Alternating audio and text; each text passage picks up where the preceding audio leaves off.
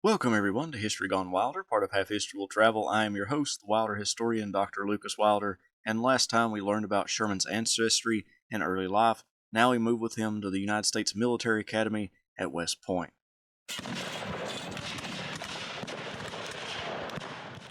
Sherman grew closer to the Ewing family, but not too close. He kept ties with his biological mother and even accompanied her on long trips. He never called Thomas and Maria Ewing father or mother, always Mr. and Mrs. Ewing.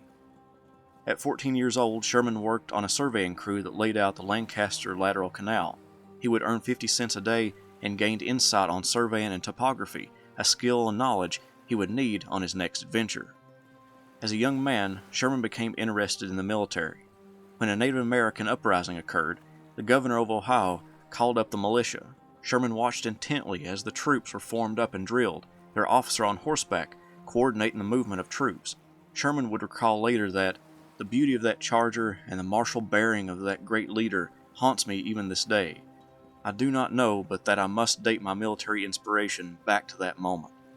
His foster father was a U.S. Senator and contacted the Secretary of War Lewis Cass about an appointment for Sherman to West Point. In the correspondence, he remarked that Sherman's father had wanted him to get an education for public service in the Army or Navy. A spot was secured for Sherman in the next class. In mid-May 1836, Sherman boarded a stagecoach in Lancaster, Ohio, and traveled to Frederick, Maryland. From there, he could go by rail to Washington, D.C., or he could travel by stagecoach. Railroads were still fairly new, so Sherman decided to travel by stagecoach instead. By June 1st, he arrived at Thomas Ewing's boarding house, where he spent a few days with his foster father.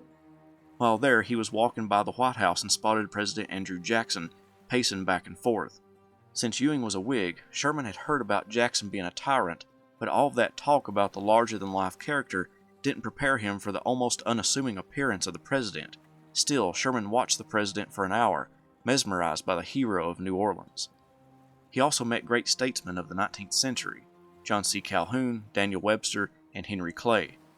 After a week in Washington, D.C., he traveled by rail to Baltimore, then by water to Philadelphia. He made it to New York, where he stayed with some relatives for a little while before taking a steamboat up the Hudson River to West Point. Upon getting to the institution, he was taken to a stone building with 6 other cadets, where several faculty members determined whether they could read and do basic math. Once they had proven their ability, they were each issued a lamp, a bucket, a broom, and a pair of blankets. On the parade ground, he watched as the older cadets drilled, marching in time, and he liked what he saw. The order of the military was something he needed in his life.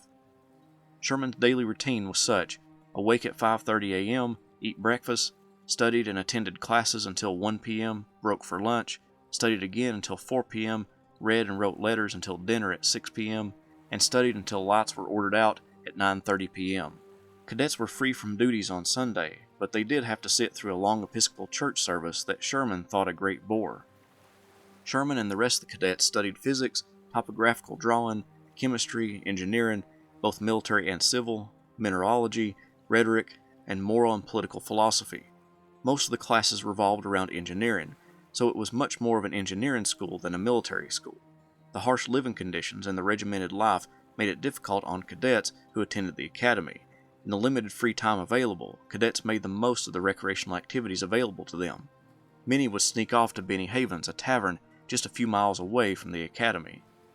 Sherman averaged 90 demerits a year for things like speaking in ranks, visiting another cadet's room at an improper time, being late for formation, and improper shoe shine. He attended West Point with many future Civil War generals like Braxton Bragg, Jubal Early, Joseph Hooker, John C. Pemberton, John Sedgwick, P.G.T. Beauregard, Irvin McDowell, William Hardy, Henry Halleck, Edward Ord, George Thomas, Stuart Van Vliet, Don Carlos Buell, Daniel Harvey Hill, Nathaniel Lyon, John F. Reynolds, William S. Rosecrans, James Longstreet, Earl Van Dorn, John Pope, and others. For a year he roomed with Thomas and Van Vliet. One of Sherman's biographers described in great detail the young cadet's fame while at the academy. During his West Point years, Kump developed the reputation of being the best hash maker at West Point. Hash was cadet slang for any illicit food prepared in a cadet's room. He often had a stain mark on his trousers from a secret feast of hot hash on toasted bread. For these clandestine dinners, he regularly smuggled food from the dining hall or from Benny Havens. Once he carted half a bushel of oysters from Benny's and prepared an extraordinary supper. After these secret suppers, storytelling or sneaking off for a nighttime jaunt was not uncommon. He even took part in the traditional New Year's Eve prank. He and other cadets drug a cannon to the fourth floor of one of the barracks and hoisted the fifes and drums to the top of the flagpole. His time with Thomas Ewing resulted in him being concerned with politics, and since he regularly got newspapers from home, he could monitor the happenings on the political front in Ohio and across the country. He even wagered a jacket betting on a Whig victory in 1838 in Ohio. He lost. Like his father and foster father, he was a Whig, but did disagree with them on the promotion of banks, taking a more practical approach that some banks were good and some were bad, but didn't defend every one based on the party platform. After his first year, he received a 2-week furlough.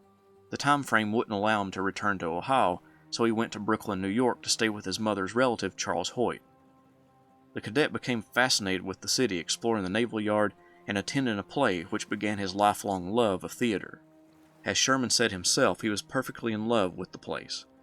He returned to the academy and continued his studies and drill.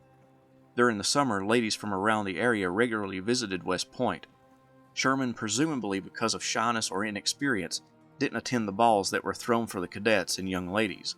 He revealed that he wasn't sure that he could live up to the reputation of a ladies' man that cadets were known to have. He did invite a young lady to a West Point ball, but it was his foster sister, Ellen. She wasn't able to attend. The traditional stag dance, where the cadets were the only ones to attend, was an enjoyable time for all. It was meant to inspire camaraderie and solidarity because it allowed the cadets to mingle without the strict rules of the academy bearing down on them. Sherman danced the night away and loved to sing at the top of his lungs and joke around with his friends. The family that Sherman wanted to be a part of so badly, he found in the military. Events like the stag dance allowed for him to form friendships that would last his entire life. As Sherman entered the last year of West Point, the Ewings urged him to resign his commission as soon as he graduated and become a lawyer, but he refused to consider such an act. He wrote back that he would rather be a blacksmith than a lawyer. Perhaps he felt that the Ewings were trying to take him away from his new family that he found in the military. Nevertheless, Sherman was determined to remain in the military and hopeful for his post-graduation career. The last year of West Point was easy for Sherman. He wrote home that he had far less military duties and studying to do for this final year. This meant that he had more time to socialize and develop friendships.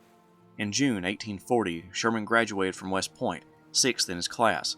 The high ranking meant that he would be placed in the artillery.